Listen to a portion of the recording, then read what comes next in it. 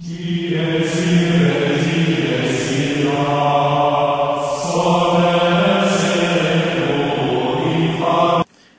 and welcome back to the Electronic Eremite Reviews. I'm your host, the Electronic Eremite. I'm going to talk about now, I'm not going to too much because I don't want it to dump, Lords of Waterdeep!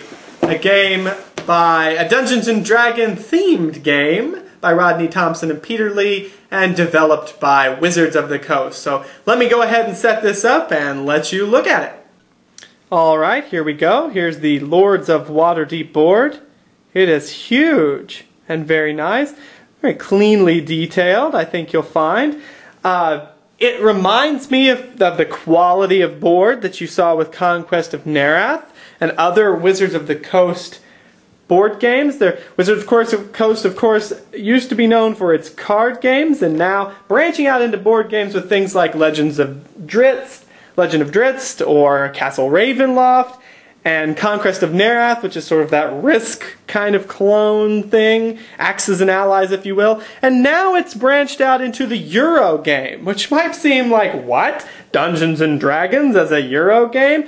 Well, it is sort of ridiculous, and it's sort of cool, but we'll see how it is executed and see what you think about this. So in this game, you are playing as one of the controllers of the city of Waterdeep, one of the shadowy lords of Waterdeep, and you're trying to gather followers for your own nefarious ends, or in sense of gameplay, complete quests for victory points. So it is a worker placement game, very clearly so. Now, let me show you something, and if you are against the desecration of beautiful inserts, please avert yon gaze. But look at this insert that they've given me. Well, that they've given all of us who play this game.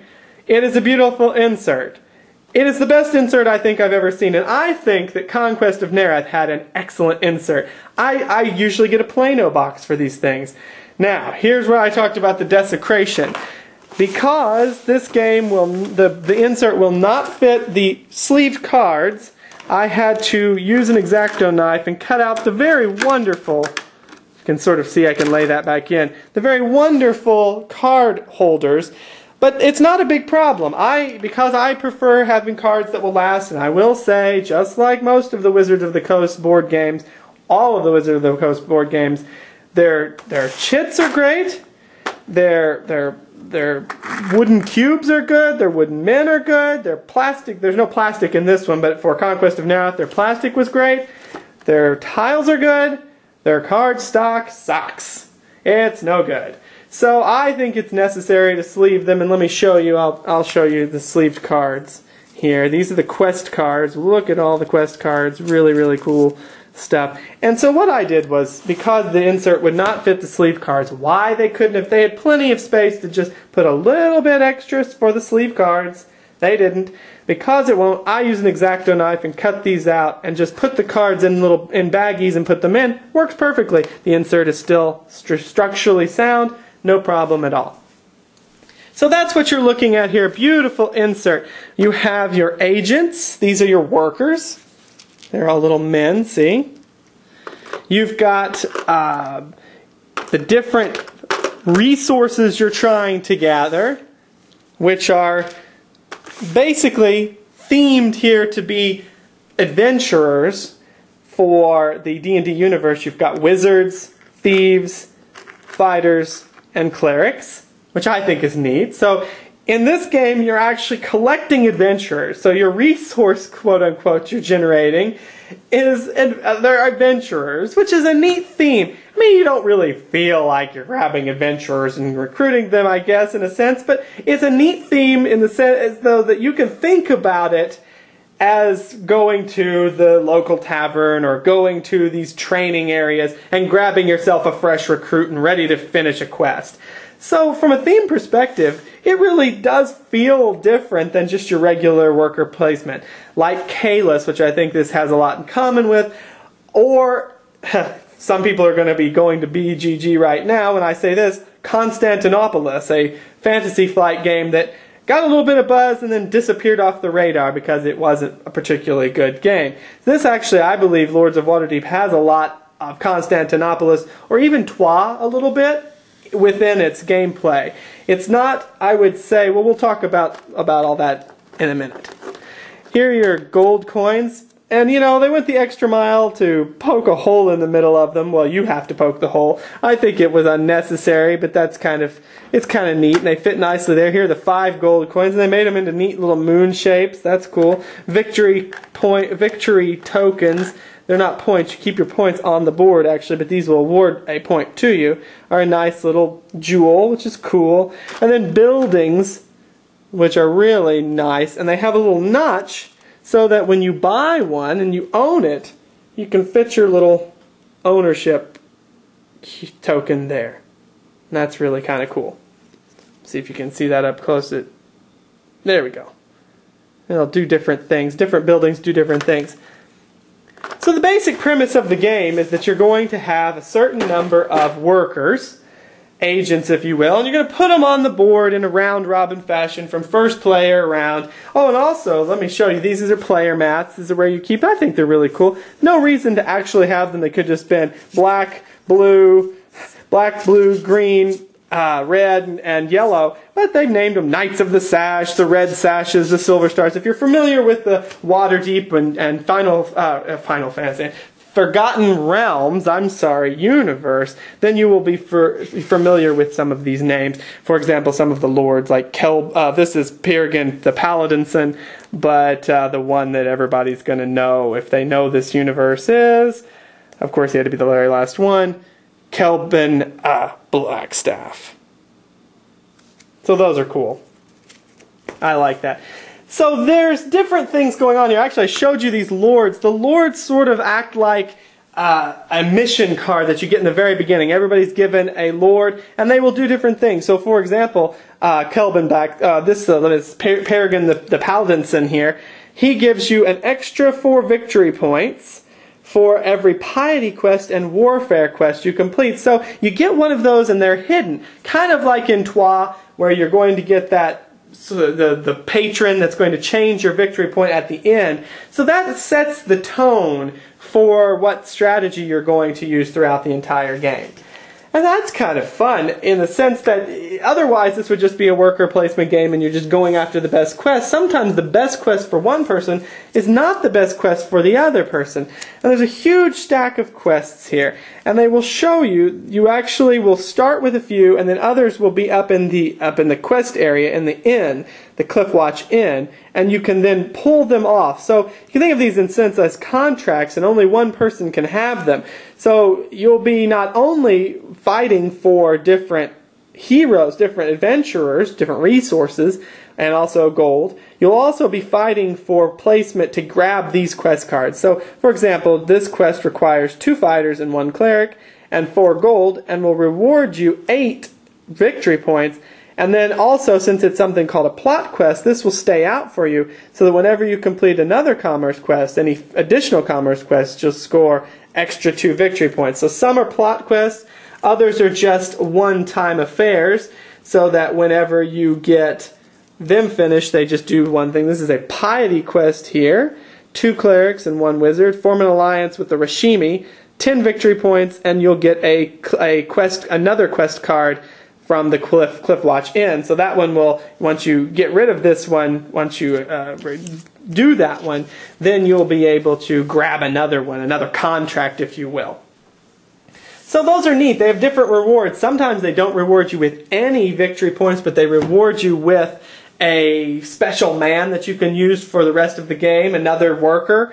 Or sometimes they will reward you with a special action that you'll be able to use for the rest of the game. So there's a really neat interplay. And the quests, there's so many quests, and you're not going to get through the entire deck in a game. The game actually is remarkably fast-paced for a Euro game worker placement that's similar to Caelus. I would say it takes about an hour to play, more if you're going to have people who are analysis paralysis prone, but it takes probably around an hour, hour and a half to play. Of course, the fewer people there are, the easier it's going to be, the less time it's going to take. So you're going to seed the board with some buildings. That's right here. And you'll do different things. So for example, you'll go around, and now let me get another color here. And you'll go around, and depending on how many players will be depending on how many agents you get. So you might put a man in the building hall, and you'll pay the cost, and you'll put the building out, and you'll put your ownership token. I don't need to grab that, but you'll put your ownership token there. Now that doesn't mean that only you can use the building. That means anybody can use the building, but the owner gets a special ownership, an ownership reward. And it's deciding it doesn't. There we go. Ownership reward. For example, here, this building allows you to spend 2 gold to get any combination of either 2 priests or a priest and a mage or 2 mages, and then the owner, if you're not the owner, will get 2 gold just for you putting a man there. So that's a really neat thing. It reminds me a lot of certain other games like Caelus, where the buildings are open to anyone, but will benefit the owner in a certain way. Sometimes it's victory points. This one gives victory points. Sometimes it's a free adventurer of different types. So what you're basically doing is, you've also got regular buildings that are always here, like the plinth that gives you a cleric, the tavern up here that gives you 2 rogues, the Blackstaff Tower gives you 1 wizard, and Field of Triumph gives you 2 warriors. So there's obviously those can be used from the very beginning. Then this one changes the first player, which being the first player, since you get to place first, is very useful in this game, so that you can get what you need. There's only 8 rounds. 8 rounds seem to be the new thing now. But there's only 8 rounds, and you have to get everything going by those 8 rounds.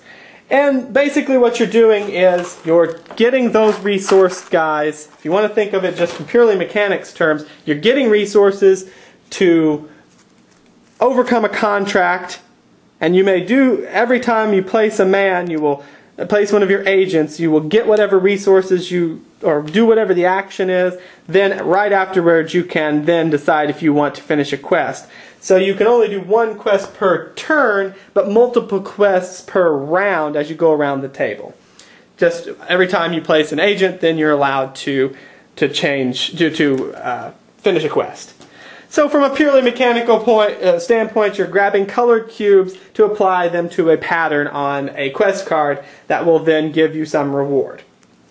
But from a thematic standpoint, it still feels pretty cool because, you know, they've got these names and they've got these pictures. Establish the new merchant guild, or some of the cooler ones are like Raid the Underdark, or Find a Temple of Lolth, or things like that, or one of them take on this beholder crime lord. So it does feel a little bit thematic. And I think that works out. The other thing that makes this game so much different than just your regular worker placement game are intrigue cards. And you can get them, you can see, there's one here, and this is where you get them. You can get them up here at the Cliffwatch Inn. You can play them only if you go to the Waterdeep Harbor. And the Waterdeep Harbor is a cool place because it allows you to play an intrigue card. And this allows for some player interaction. By the way, if you want to know, I used to sleeve my cards your Fantasy Flight standard card game sleeve size. This is the gray for Fantasy Flight. It's your 63.5 times 88 millimeter card sleeves. And there even is a little bit of extra sleeve on those. These intrigue cards allow for different ways of interacting. Now they're not fully just one-on-one typically. Sometimes they do things like, for example, this says take 2 clerics from your supply and place them in your tavern. Choose one opponent. That opponent takes 1 cleric from the supply and place it in his or her tavern. So this one you can help somebody while helping yourself. And then there are others that, though, will take a different type from people. So that's different too. Each opponent removes a cleric from his or her tavern and returns it to the supply. For each opponent could not do so, you score 2 victory points. The real special ones are what are called mandatory quests, and these you play on people, and they're quests that still they can do for a reward, but they have to do this one first. So if you see they're gearing up for this huge 20 victory point quest, and you know they're going to need, you know, wizards, clerics, and fighters play this on them first, and they have to burn this one through, so that will slow them down a bit. And since this game is all about making long-range plans, because you only have 8 turns and you have a limited number of agents, for more players you actually get fewer agents. The 2-player game, you get 4 agents and you will get a 5th one in the 5th round. For higher numbers of players, you get fewer agents, and so you really have to, so for example, a 5-player game, you only get 2 agents per player, and then a 3rd on the 5th round. So you're looking at much more limited actions as the number of players goes up. So I'm going to talk about that in a second here when I do my face-to-face time. So basically I've showed you everything here that goes with the game. So let me just tell you what I think about it. Okay, well, I think it's probably no surprise because of the way I'm talking about this that I actually quite like Lords of Waterdeep. Of course, I am a sucker for the Euro game. I mean, I love any game. I love Ameritrash and I love Euro. I like a good Euro that is streamlined. I love Le Havre and I love Troyes, but Le Havre takes like 3 hours. And there's a lot coming out of that sort of game of resource generation in order to put it towards a mission that appears in Lords of Waterdeep, but it takes far less time. And a game like this, where you have worker placement, where you have trying to get contracts, if you will, with the quests, that can be played within an hour and a half, is a gem to me. Because I like that type of game, but it never keeps my interest for, well, it's also a hard sell for a gaming group to say, hey, 3 hours of resource generation, guys, what do you think? Economics. Some people love that. Other people say, I'd rather be rolling dice and playing Axis and Allies or Twilight Imperium for 9 hours than 3 hours playing some crazy resource generation building thing. So a game like this that takes an hour and a half to play is gold. The pieces make this even more special. The mechanics are not innovative. I will go out and say that. They're not at all innovative. It rips off Caelus. It rips off Troyes. It rips off Constantinopolis quite a bit. And if you didn't play that, which it's a terrible, well, okay, it's not a terrible game, but it's not a very fun game. Lords of Waterdeep takes what was good about Constantinopolis, which is building buildings to get cubes to put towards a contract card, and makes it streamlined and makes it fun. The thing that was wrong with Constantinopolis was that it was just a constant uphill battle of, oh Lord, and then these contracts, and then I've got to buy new ships, and then I can't do what I want, and it takes forever, and you've got to plan 3 or 4, 5, 6 turns ahead in a complex manner. With Lords of Waterdeep, you still have to plan ahead, but it's not as complex. You think, okay, well, I know that they're going to be after fighters, so I should get my fighters, even though I don't need them right now, I should get my fighters now. That blocks them from their fighters, and it allows me to have some fighters in my tavern.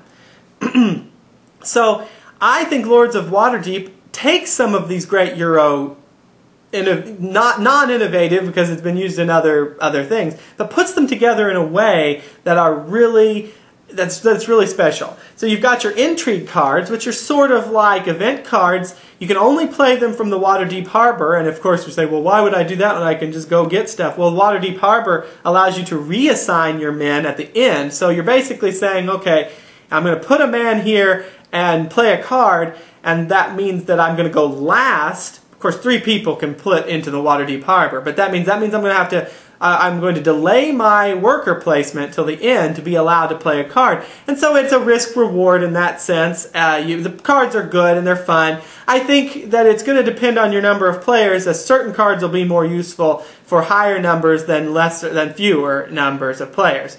The buildings are neat, and I love the idea that one person can build them and anybody can use them, but that it is a risk, again, that you give something to your opponent whenever you use their building. So I love all these mechanics, and I think they're really great. If you're a worker placement fan, Lords of Waterdeep is really worth a look.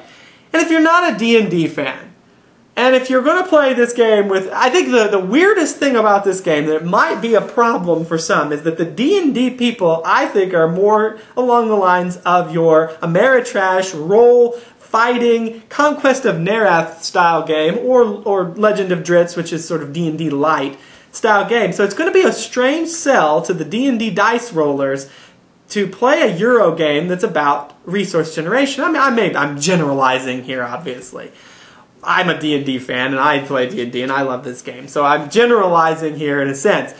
But I think if you play with people who are not D&D fans, I think the D&D fans will love it because they will love being able to do the quests and subtly gathering their resources. And they will love the theme. You know, they will always call them fighters. They will always call them wizards. And it will be like, I'm going to put my wizards to go take on the drow in the Underdark. For the non-D&D player, if you're trying to sell this game, remove the theme. You get your orange cubes, you got your contracts, you've got your special leader that gives you extra points at the end. There you go.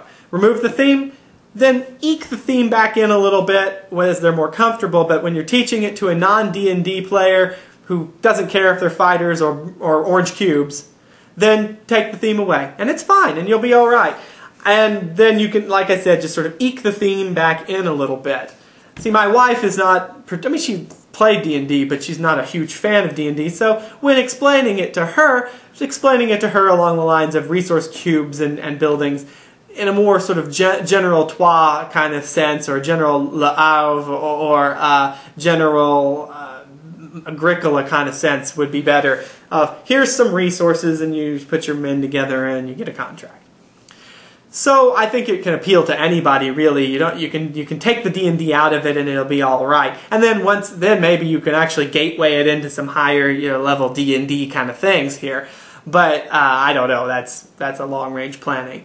I think the most interesting thing about this game, people will say, I told you I'm the electronic Eremite, so I'm going to talk about solo play 2-player games. I think the most interesting thing about this game is that I won't say that it scales well for different numbers of players. I'm actually going to say that it's almost a different game for different numbers of players. For a 2-player game, you have far more agents.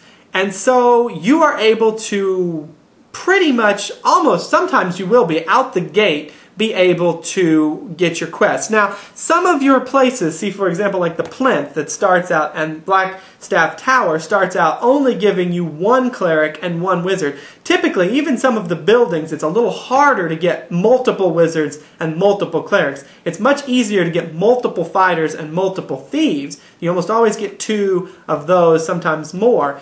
So your clerics and your wizards are always going to be your limiting factor on things that need clerics and wizards. Or at least if they need 2 or 3 wizards, you're definitely going to be finding a way to get some of those arcana quests are going to need 2 or 3 wizards. So you're going to have to think ahead, even in a game where you've got multiple agents. But in a game with 2 players where you've got 4 agents, then 5 near the end, you are going to have a lot of actions. You're going to gain a lot of men to your tavern, which is just the holding area for your adventurers. You're going to be having a lot of intrigue cards. The intrigue cards are going to be, in a 2-player game, the most powerful ones are going to be those mandatory quests, because you've only got 1 person to play those against. So you're going to be able to derail your opponent very easily by forcing them to do those mandatory quests first, by playing those on them. In a 4 or 5-player game, so you've got to choose 1 person to put a mandatory quest on, so you're only going to be able to derail 1 person. But some of the intrigue cards where it says, gain 2 clerics and then choose an opponent to gain 1, well, in a 2-player game, those are less useful because, again, you're giving your opponent something. And it's not a strictly competitive game in the sense that they can't take your quest and do your quest that you have on your player mat. So giving them a cleric if they don't need it, and you can see the quests they have active, so if they don't need a cleric, giving them a cleric is fine, or if you intend to later then take a cleric away from them using another intrigue card, then again it's also fine. So some of those cards will be different, but in a 4 or 5-player game, see, then a card that gives you 2 and any opponent 1 that you choose, you can make sure you choose the one that will least benefit from that cleric, or help out the lower score person, or whatever you want to do, whatever your strategy is. So I think it changes the game dramatically. Those mandatory quests are less powerful because you can only derail 1 person, but then some of the interaction cards become more intriguing because you can choose who gets the added benefit with you. The quests also, you're not going to be able, the big quests, those 20 victory point quests, very easy to to finish in a 2-player game because you're going to generate more resources, you're going to get more actions per turn. In a 5-player game, when you get 2 agents, and you really, really have to play it tight, those huge 20 victory point quests are going to be a magnificent accomplishment that you're going to plan ahead. We're going to raid the Underdark. From turn 1, I have Raid the Underdark in my stash of active quests. I'm going to plan. I may not actually get to raid that Underdark till turn 5, but when I get it, it's going to be 20 victory points and I'm going to shoot ahead of my competition. Or, of course, I could magnificently fail. And see, that's where those cards that take away one of your opponent's fighters or one of your opponent's clerics can be a real derailment for a 4 or 5 player game, those intrigue cards. But for a 2-player game, well, since you can get so many and you're obviously going to be able to, with the buildings being built and with the different just regular standard actions, you're probably going to be able to recover that pretty quickly. Whereas in a 4 or 5 player with such limited actions, each adventure you lose becomes a very precious thing. So it's almost like a completely different game. With a 2-player game, you have to think long range. It's tight, not in a sense, I don't mean long range in the sense that you have to plan your quests, because you can get these quests very simply. You have to think longer range in the quest, getting the right quests from your quests from the inn, and doing it before your opponent can becomes very important, because that's the one that you're going to want to get the one, since you can do more quests, you want to get the ones that are specially tiered for you, particularly if you have a lord that gives you extra victory points for quests. And the buildings become you have fewer buildings actually in a 2-player game because money's a little tighter and you have fewer people building them. So you're going to only build the ones that you feel are the most useful. Whereas in a 4 or 5-player game, people are going to build, you're going to have more people to build them. Money will still be very tight, but you're going to have more people to build. So there'll be more of that interplay of using your opponent's buildings and giving your opponent some benefit. So I think it still plays very, very well for a 2-player game. It just plays a lot differently. It's a different sort of game with a 2-player, 2-person game than it is a 4 or 5-person game. It is a much tighter turn-for-turn long-range plan for the 4 or 5. For the 2-player, it is a tighter game in the getting the here and now and making sure you do the right quests very quickly and cycling those quests with the resources you have. So every turn. Now here's a really interesting thing. I played it solo and I had a blast. There really isn't a whole lot of hidden information. There is the Lord and the Intrigue cards, but if you're playing it solo, since they're not specifically... I played it a 2-player solo. I think if you're going to play a multiple-player solo, it would be less fun. I think a 2-player solo is kind of neat, so that those cards, you know who you're going to play them against, you know who they're going to attack, so it doesn't have a really big issue on that. So the 2-player was actually quite fun. And not only that, but I could tell the game was fairly well balanced because despite the fact that I got different intrigue cards, and those were randomly drawn, and the buildings that were pulled were also randomly drawn, I won with one side with only 1 victory point to the other side that I played solo. So you can tell it's a very balanced game when I played both of those sides as if I wanted to win, and I maximized everything. And I had, when you use that sort of internal knowledge, you can sort of see, although you can see the active quests, which are really the most important thing of your opponents, to see those active quests so you can block them off.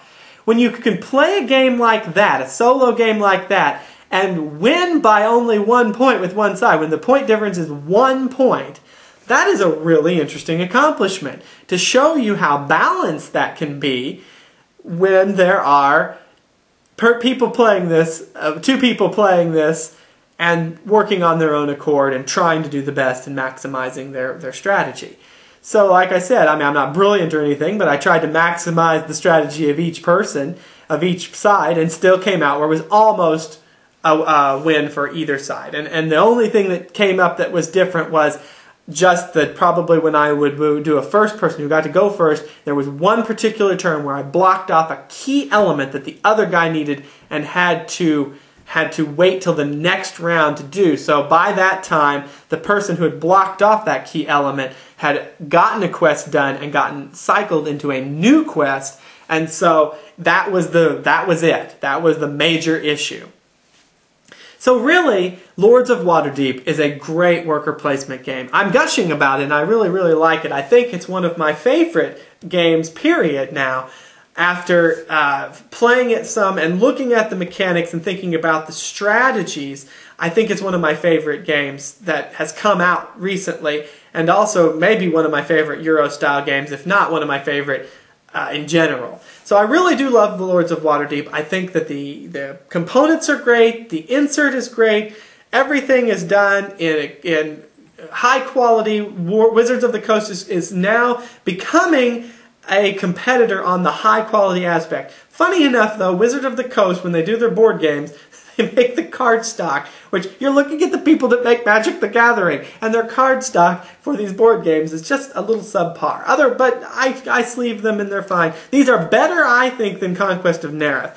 Conquest of Nereth, I think, were really bad. I think Legend of Dritzt's cards, the Castle Ravenloft series cards, are a little bit better in general than these. But otherwise, everything's great. And I'm really enjoying it. I think it's a wonderful game, and I think it's a game that, because of the length of time and because of the neat theme and the Euro aspect, it's going to appeal to a wide variety of gamers, and it's something that you can play several times, and I felt like I wanted to play it immediately after playing, and that is a rare thing. But when you have a shorter time frame game that is so much fun like this, with a lot of different strategies, and there are so many buildings. You're not going to go through all of them in one game. There are so many quests. You're not going to go through all of them in one game, that it really changes, and there's so many intrigue cards, that it really makes it so that every game is a little bit different, even though the major strategy remains the same. So I think that you will enjoy it if you like Euro games, and if you like the D&D theme, you'll be able to enjoy it even more, because it's neat to think about building your coterie of adventurers to go out towards these quests that are epic in nature. So I hope you enjoyed that, and I'm the Electronic Eremite, and hopefully you'll have fun playing games in the future, so play on.